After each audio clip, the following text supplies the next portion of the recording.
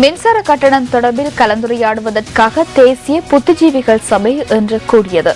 பல்வேறு கருத்துக்களை வகிக்கும் புத்திஜீவிகள் சமூக செயற்பாட்டாளர்களும் இதில் கலந்து கொண்டனர்.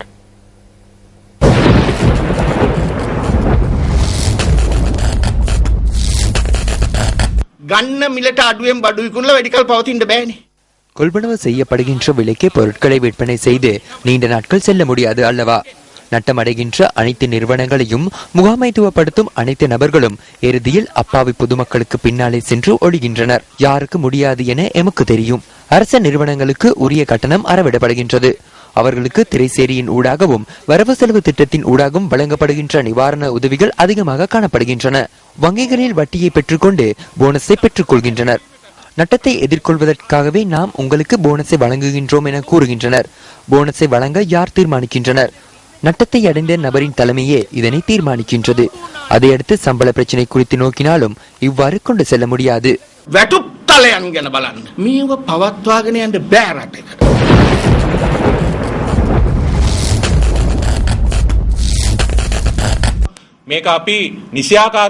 இதனை உரிய நடைமுறைகளின் கீழ் திருத்திக் கொள்ள முடியவில்லை என்றால் எந்த கட்சி வந்தாலும் எந்த நபர் வந்தாலும் மோதலினூடாக இதனை திருத்திக் கொள்ள முடியாது.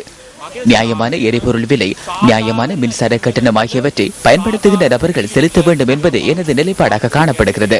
மின்சாரத்தை உபயோகிக்காதவர்கள் மின் கட்டணத்தை செலுத்த வேண்டும் என்றால் அது நியாயமானதாக அமையாது.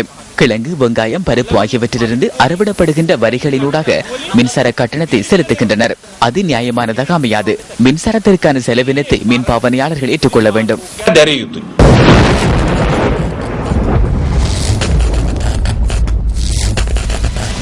பிபிலையில் இன்று நடைபெற்ற கூட்டம் ஒன்றில் மின்சாரம் தொடர்பில் அமைச்சர் விஜித் விஜயமுனி சொய்சா கருத்து தெரிவித்தார்.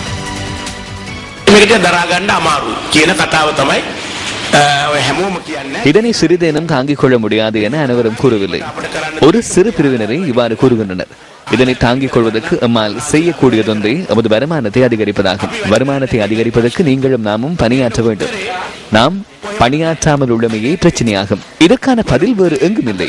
ஏனில்லை, இதற்கான பதில் ஒளிந்து கொண்டுள்ளது. ஊழல் மோசடி காணப்படுவதாக கூறுகின்றனர். பல்வேறு விடயங்களை தெரிவிக்க முடியும்.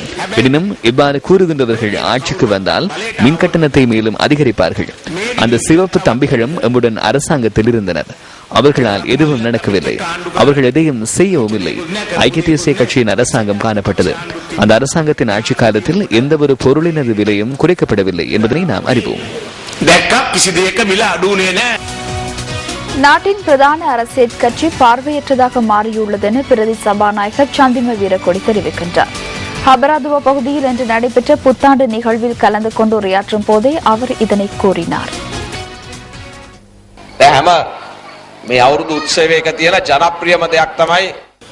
அனைத்து புது வருட விளையாட்டுப் போட்டிகளிலும் பிரசித்தி பெற்ற விளையாட்டாக யானைக்கு கண் வைக்கும் போட்டி காணப்படுகிறது.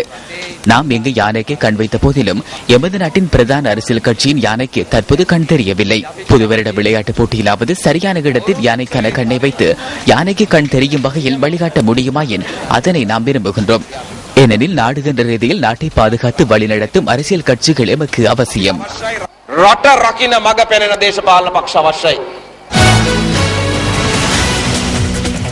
மக்களுக்கு எதிரான பிரச்சினைகளின் போது அரசாங்கத்துக்கு எதிராக எப்போதும் சுயாதீனமாகவே தாம் செயற்படுவதாக பிரஜைகள் முன்னணியின் செயலாளர் நாயகமும் பாராளுமன்ற உறுப்பினருமான ஜே ஸ்ரீரங்கா தெரிவிக்கின்றார். மின்சார விலை திருத்தத்துக்கு எதிராக பாராளுமன்றத்தில் அண்மையில் முன்னெடுக்கப்பட்ட எதிர்ப்பு நடவடிக்கையில் தாம் கலந்து கொண்டமை தொடர்பில் ஐக்கிய தேசிய கட்சியின் பாராளுமன்ற உறுப்பினர் அஜித் பி பெரேரா வெளியிட்ட கருத்துக்கு பதில் அளிக்கும் வகையிலேயே அவர் இதனை குறிப்பிடுகின்றார். மின்சார விலை திருத்தத்துக்கு எதிரான ஐக்கிய தேசிய கட்சியின் எதிர்ப்பு நடவடிக்கையில் தமிழ் தேசிய கூட்டமைப்பு மற்றும் சுயாதீனமாக செயற்படும் ஜே ஸ்ரீரங்கா ஆகியோர் கலந்து கொண்டமை அந்த நடவடிக்கை சரியானது என்பதை புலப்படுத்துவதாக இதற்கு முன்னர் அஜித் பி பெரேரா குறிப்பிட்டிருந்தார். மின்சார விலை அதிகரிப்புக்கு எதிராக பாராளுமன்றத்திலே மெழுகுபர்த்தி கொளுத்தி எமது எதிர்ப்பினை தெரிவித்திருந்தோம். அதில் அண்மையில் ஐக்கிய தேசிய கட்சி தனது ஊடகவியலாளர் மாநாட்டிலே சுயாதீனமாக இயங்கிக் கொண்ட பிரஜக முன்னணி தமிழ் தேசிய கூட்டம் இணைந்து கொண்டது தங்களுடைய போராட்டத்துக்கு வலுப்பெற்றிருக்கின்றதும் போராட்டத்தை நியாயப்படுத்தி போராட்டத்துக்கு கிடைத்த வெற்றி என்ற கருத்தினை முன்வைத்திருக்கிறார்கள். ஆனால் இதில் அர்த்தப்படாத நாங்கள் ஐக்கிய கட்சியுடன் சேர்ந்து இயங்குகின்றோம். நாங்கள் சுயாதீனமாகத்தான் தொடர்ந்து நாங்கள் இயங்கி வருகின்றோம். ஆனால் மக்களுக்கு பிரச்சனை வருகின்ற பொழுது அந்த மக்களின் பிரச்சனைக்கு நாங்கள் எப்பொழுதும் அரசு வருகின்ற மக்களுக்கு எதிரான நடவடிக்கைகளின் போது நாங்கள் நிச்சயமாக அரசுக்கு எதிராகத்தான் நாங்கள் செயற்பட்டு வருவோம் என்பதிலே மாற்று கருத்தில். ஏன்னா மக்களுக்காகத்தான் நாங்கள் அரசியலுக்கு வந்த நாங்களே ஒழிய அரசியல்வாதிகளுக்காக நாங்கள் அரசியலுக்கு வரவில்லை. எனவே நிச்சயமாக நாங்கள் மக்களுக்கு எதிரான சகல நடவடிக்கைகளிலும் அரசு மேற்கொண்டு கூட அதற்கு எதிராகத்தான் நாங்கள் நடவடிக்கை எடுத்துகிறோம். நாங்கள் சுயாதீனமாக பார்லமெண்டத்தில் இயங்கினோம். சிராணி பண்டாரநாயக்கு எதிராக சீஃப் ஜஸ்டிஸ்க்கு எதிராக அரசாங்கம் கொண்ட நம்பிக்கையில்லா பிரேரணைக்கு எதிராக எதிர்க்கட்சிகள் அனைத்தும் வாக்களித்தன. அதில் நாங்கள் எதிர்த்து வாக்களித்தோம். வடகிழக்கில் இருக்கின்ற மாகாண சபைகளின் அதிகாரங்களை பறிக்கும் வகையில் கொண்ட திவனமோ பில்லையும் நாங்கள் எதிராக வாக்களித்திருந்தோம். அதே போல் இந்த மின்சார பிரச்சனையும் தமிழ் மக்களையும் இந்த நாட்டில் உள்ள அனைவரையும் பாதிக்கின்ற பிரச்சனை, அதையும் நாங்கள் எதிராகத்தான் நாங்கள் வாக்களித்தோம். மக்களுக்கு எந்த பிரச்சனை வந்தாலும் அதற்கு குரல் கொடுப்பதற்கு நமது கட்சி தொடர்ந்து முன்னிற்கும். கேபிட்டல் மகாராஜா நிறுவனத்தின் 36வது வருடாந்த மீளாய்வு வைபவம் ரத்மலானை ஸ்டைன் கலையகத்தில் நேற்று நடைபெற்றது. கேபிட்டல் மகாராஜா நிறுவனத்தின் 36வது வருடாந்த மீளாய்வு வைபவம் நேற்றைய தினம் நடைபெற்றது. கேபிட்டல் மகாராஜா நிறுவனத்தில் பணியாற்றும் 980 நிறைவேற்ற அதிகாரிகளும் அதிதிகளும் இந்த நிகழ்வில் கலந்து கொண்டிருந்தனர். வருடாந்த மீளாய்வு வைபவத்தின் இம்முறை துணைப்பொருளாக டு இட் நவ் அமைந்திருந்தது.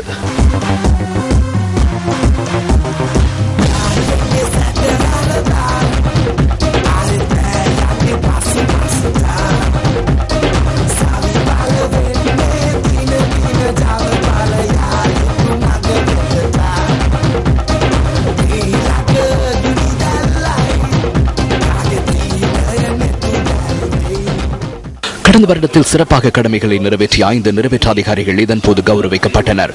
ஜாந்த கல்ஹேவா, பியனாந்த ராஜபக்ச, சாகரிகா பெரேரா மற்றும் அகிலன் கனகசிங்கம் ஆகியோரை கௌரவிக்கப்பட்டனர். நியூஸ் ஃபர்ஸ்ட் பணிப்பாளர் பொது முகாமையாளர் யாசராத் கமால் சிரியம் இதன் போது கௌரவிக்கப்பட்டார்.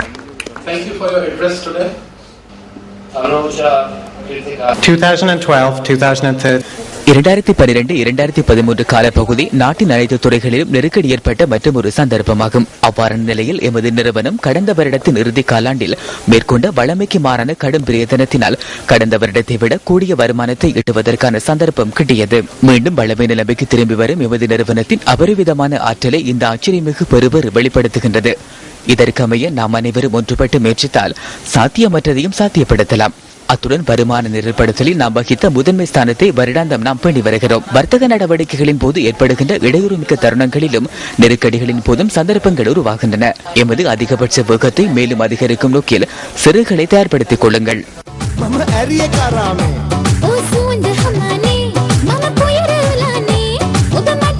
சிரசு டிவியில் ஒளிபரப்பாகும் புட்டான்ட்டு புல்வான் நிகழ்ச்சியின் ஊடாக பிரபலியமான சாரித் மற்றும் சுரித் சகோதரர்களின் இசை நிகழ்ச்சியும் இந்த நிகழ்வை அலங்கரித்தன.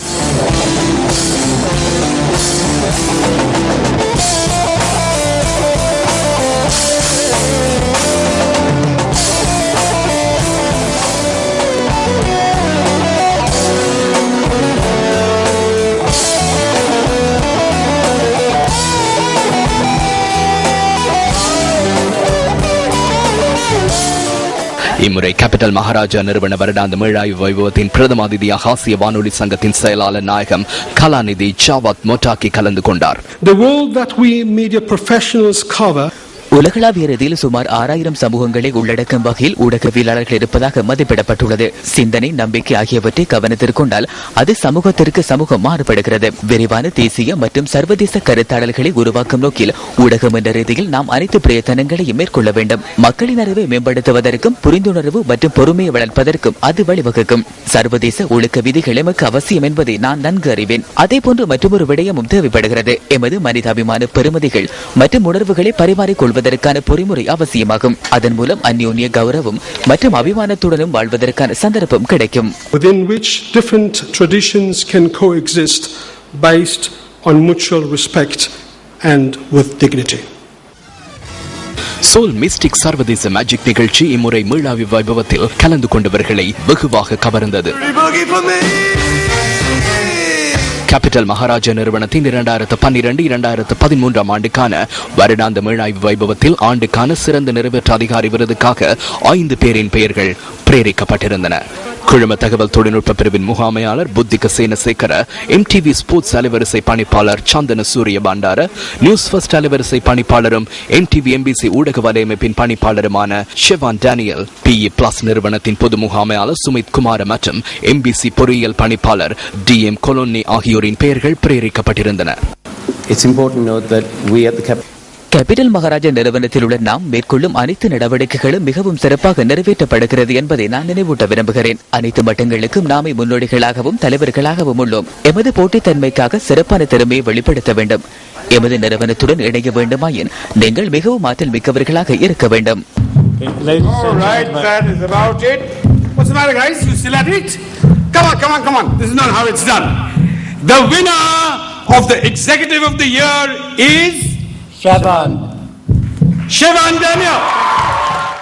இவர்களில் கேபிட்டல் மகாராஜா நிறுவனத்தின் 2012-2013 ஆண்டுக்கான சிறந்த நிறைவேற்ற அதிகாரியாக நியூஸ் ஃபர்ஸ்ட் அலைவரிசை பணிப்பாளரும் எம்டிவி எம்பிசி ஊடக வலையமைப்பின் பணிப்பாளருமான ஷெவான் டேனியல் தெரிவு செய்யப்பட்டார்.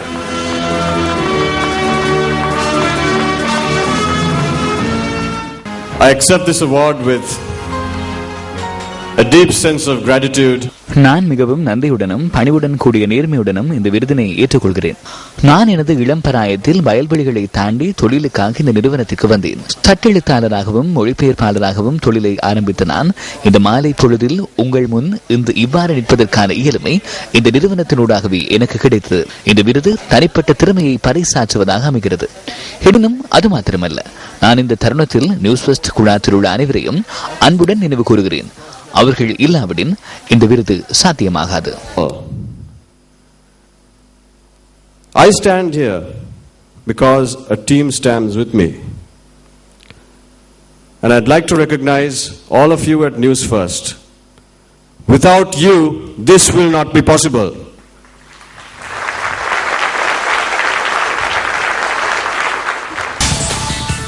கொழும்பு ஆனந்தா கல்லூரிக்கு எதிராக நடைபெற்ற சிவகுருநாதன் கிண்ண கிரிக்கெட் போட்டியில் யாழ்ப்பாணம் இந்து கல்லூரி 8 விக்கெட்டுகளால் அபார வெற்றியீட்டியது. 2 நாட்களை கொண்ட இந்த கிரிக்கெட் போட்டியில் ஆனந்தா கல்லூரி நிர்ணயித்த 103 ஓட்ட இலக்கை இந்து கல்லூரி 2 விக்கெட் இழப்புக்கு கடந்தது. யாழ்ப்பாணம் இந்து கல்லூரி மைதானத்தில் நடைபெற்ற இந்த போட்டியில் முதலில் துடுப்பெடுத்து ஆடிய ஆனந்தா கல்லூரி அணி 208 ஓட்டங்களை பெற்றுக் கொண்டது. 17 ஆடிய இந்த கல்லூரி அணி 2வது நாளான இன்று சகல விக்கெட்டுகளையும் இழந்து 206 ஓட்டங்களை பெற்றது. ஜே சஜிகான் 68 ஓட்டங்களையும் டி வாமனன் 44 ஓட்டங்களையும் பெற்றனர். பந்துவீச்சில் தரண ரவீந்து 3 விக்கெட்டுகளை வீழ்த்தினார். 2 ஓட்டங்கள் முன்னிலையுடன் 2ஆம் இன்னிங்ஸை ஆரம்பித்த ஆனந்தா கல்லூரி அணியால் 100 ஓட்டங்களை பெற முடிந்தது. லக்ன ஜெயசேகரன் 30 ஓட்டங்களை பெற்றிருந்தார். பந்துவீச்சில் டி வாமனன் 6 விக்கெட்டுகளையும் கே மதுஷன் 3 விக்கெட்டுகளையும் வீழ்த்தினர்.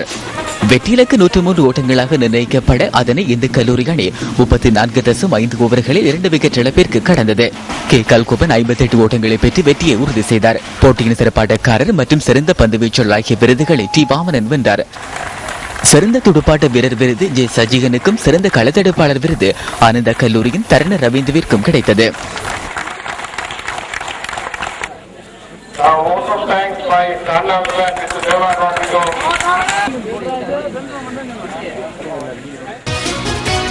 இத்துடன் நியூஸ் ஃபர்ஸ்டின் 8 மணி பிரதான செய்திகள் நிறைவு பெறுகின்றன. எமது அடுத்த பிரதான செய்திகளை இரவு 10:45க்கு எதிர்பாருங்கள். வணக்கம்.